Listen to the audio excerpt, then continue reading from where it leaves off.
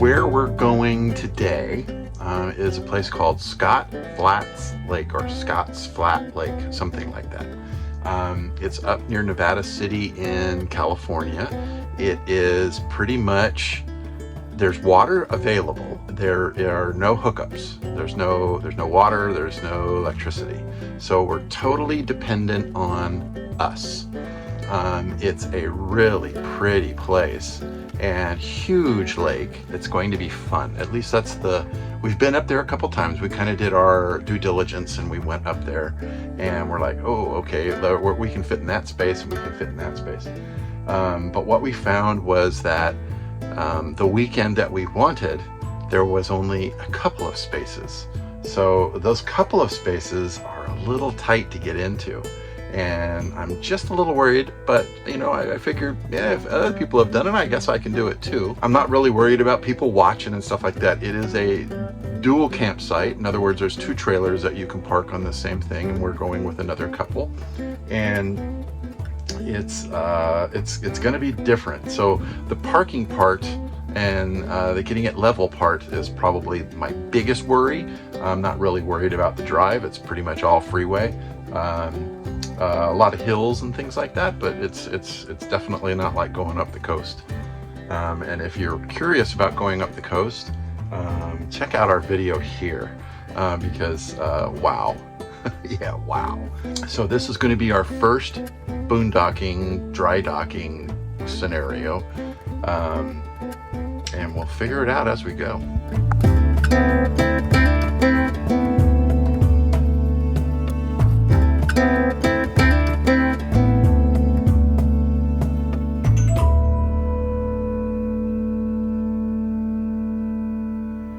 Trailer, as far as filling up the fresh water, I've never done it, so I was kind of prepared. So I bought one of these.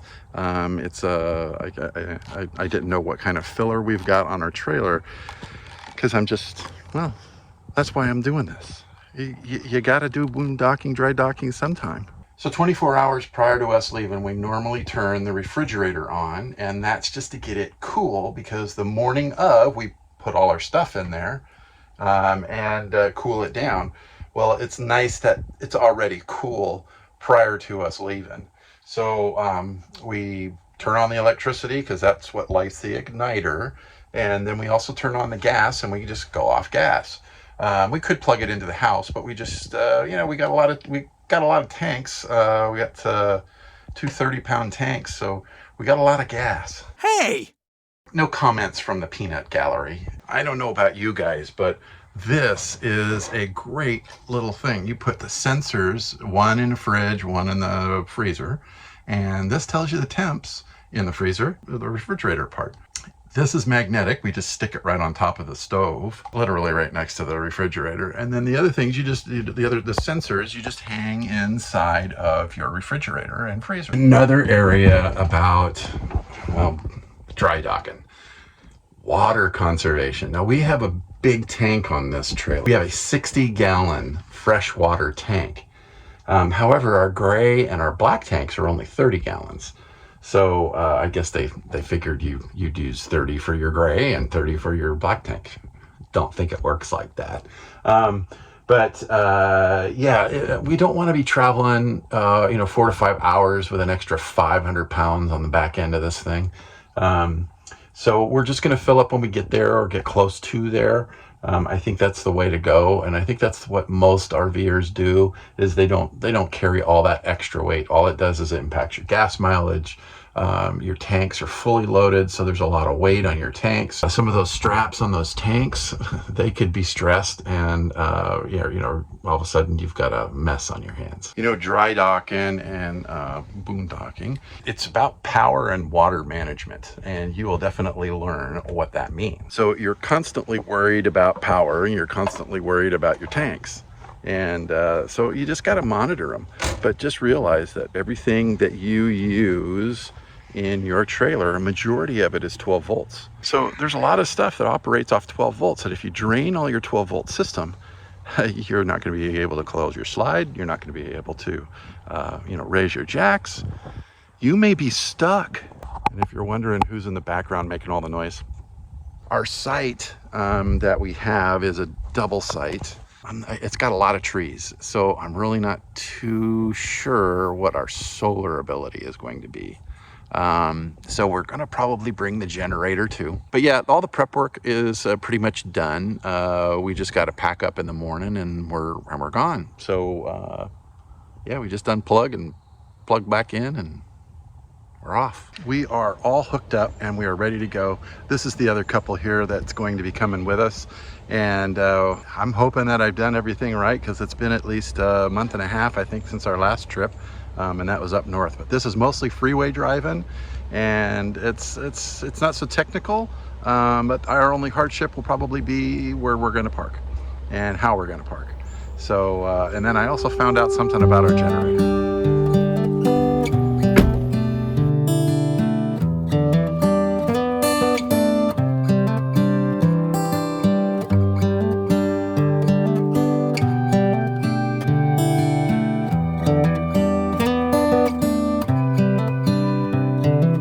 This is a good a day as any to start the rebuilding of life. The roads that lay open are many when the old one's gone under the knife. And I can feel the sun on my skin, beginning to thaw from within.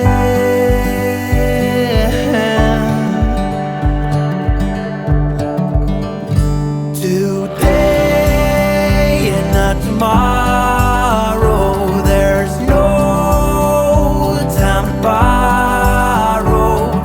Today is a good day to live.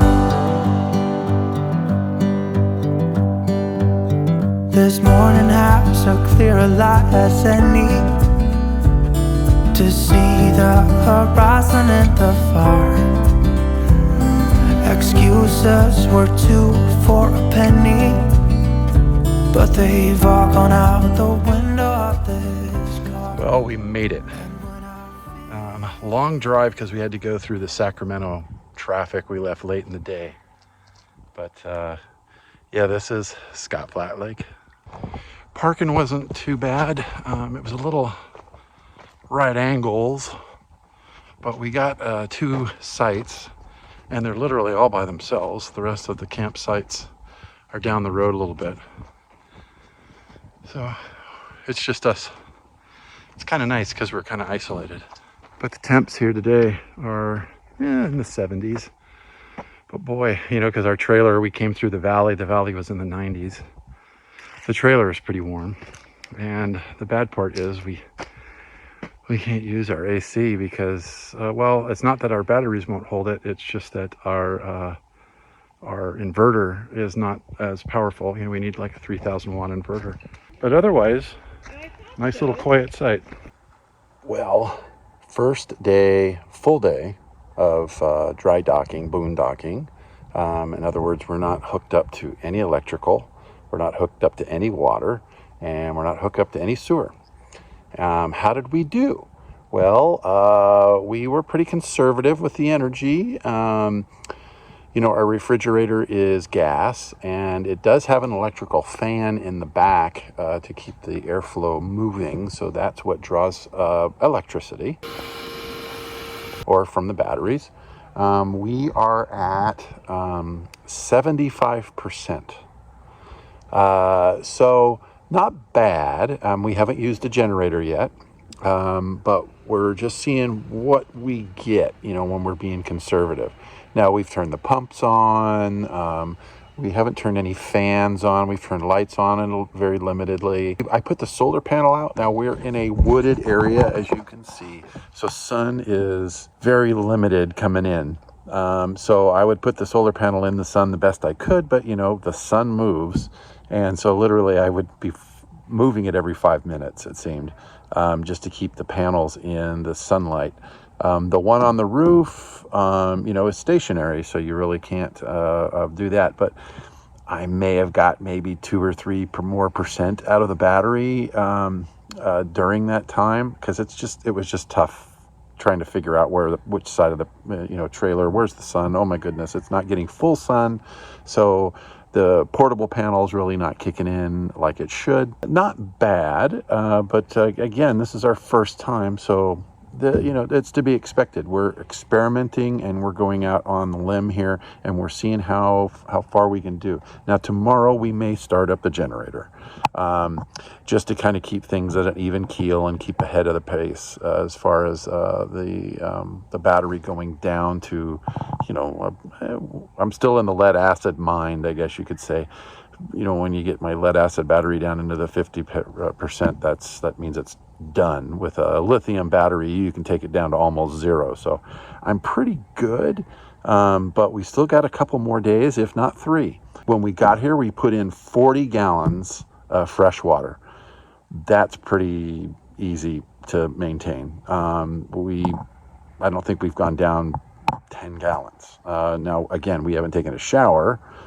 We haven't used a lot of water. So yeah, it's for this trip, we're doing okay.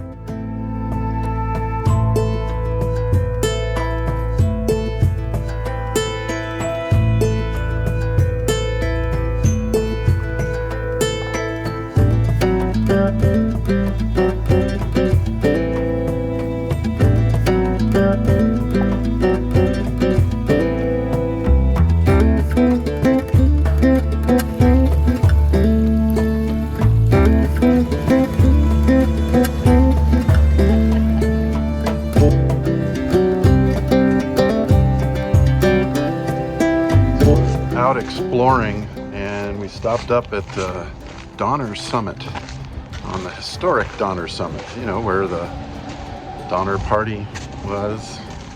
But yeah, you can climb up these rocks and just look at the beauty. I mean, the clouds really got the lake behind us in shadow, but what a view.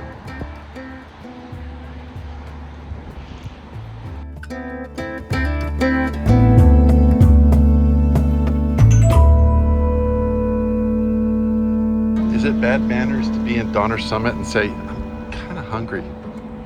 We getting lunch soon?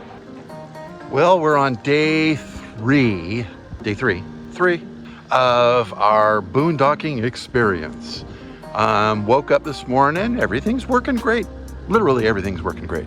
Refrigerator's going, we got lights, we got, pretty much everything. The only thing we have not used is any kind of ice maker.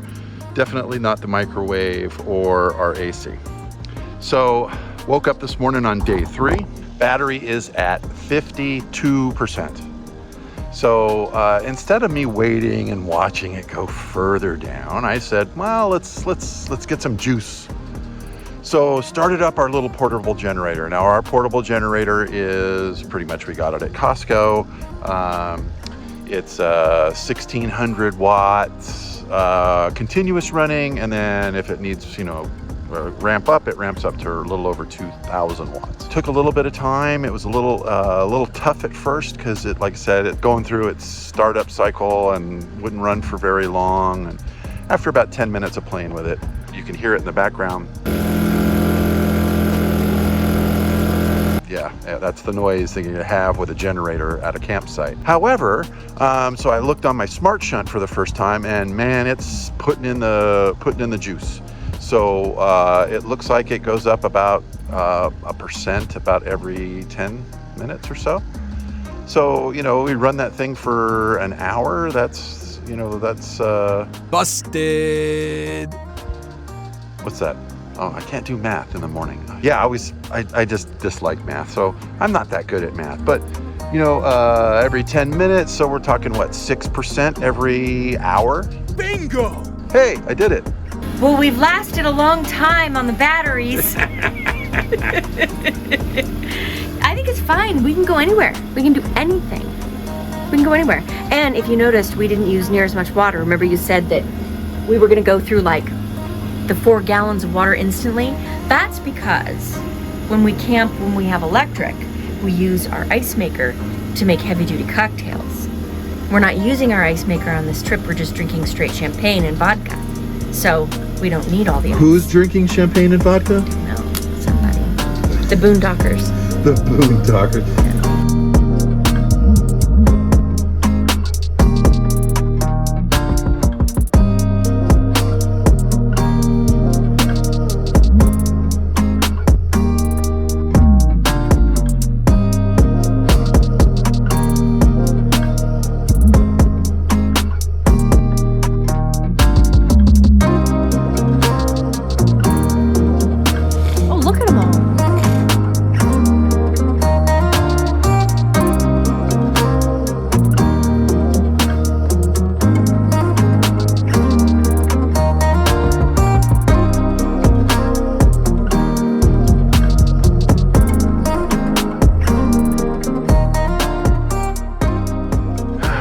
Day 3 of boondocking. We were going for 4, but it looks like we'll be at 3. I'm not that good at math. Bingo! Not because of our tanks, not because of our generator, not because of our batteries. Well, technically it is about our batteries. Woke up this morning. We had been gone all day the day prior, so I didn't have a chance to charge the batteries. So this morning I get up, put on, do what I normally do, but I noticed that the generator is just not putting in enough power like it did the day before through to my batteries, because we're in an area where our solar really doesn't work too well. I really have to move the panel like every 15 minutes because there's so many trees and so much shade. You can see it's like it'll be sunny here and then it'll be sunny over here, or it may be sunny over there. Yeah, it gets to you. Any rate, so I mean the solar is helping, but you got to have the sun. Not a lot of shade. So my solar, I was really counting on my generator. So our battery, which is a 200 amp hour battery, lasted us pretty much 3 days. With the exception I had it on for about an hour and a half and it went up like 10%. So I was like, oh great, this is working great. We'll be gone all day. I'll do it most of the day tomorrow. Thing I did today was exactly what I did the day before, except when I went on my Victron app, I noticed that it was only putting in about 20, 30 watts, like maybe less than 2 amps in. And I'm like, whoa, that's not right. So I'm like, well, maybe something went on with my generator. So, because I haven't used it in a while. So I tested my generator. I'm like, no, it looks like it's working okay. I put the surge protector on it. You could see that it's putting out constantly about 126 volts. I even took my brother-in-law, who's our other camper over here. Well, where are they? They're right there. They have the same generator. And I put their generator on ours, and it was doing the same thing. So I know it's not the generator. So then I start looking around and start going, okay, so the power's going from the generator through our shore power cord in through the trailer. And where does it go? It goes into the converter. Now the converter, like I said, it was working fine. I looked at all the wiring and all of the fuses. They looked good. They were all tight. There was nothing that looked burned or crisp or warm or anything like that. So logical conclusion is that my converter has went kaput. Not something that I can fix. I'm still not confident that I'm right, but everything is pointing in the direction of the converter. Because like I say, it goes from your shore power through your converter into your trailer, and it also charges your batteries. Well, it's not getting that, or at least it's not getting a lot. It's only getting a little. Our inverter is a WFCO 8900 series. Directions and everything that it's pointing to shows that, well, it's probably the converter. And, and thinking back and using our battery and stuff like that, I don't think I've ever heard a fan come on with that inverter or converter. And I think that's supposed to happen. when you use it. I mean, mostly when they're thermostat rated, so they have to get warm enough. But I'm assuming you would hear it every once in a while.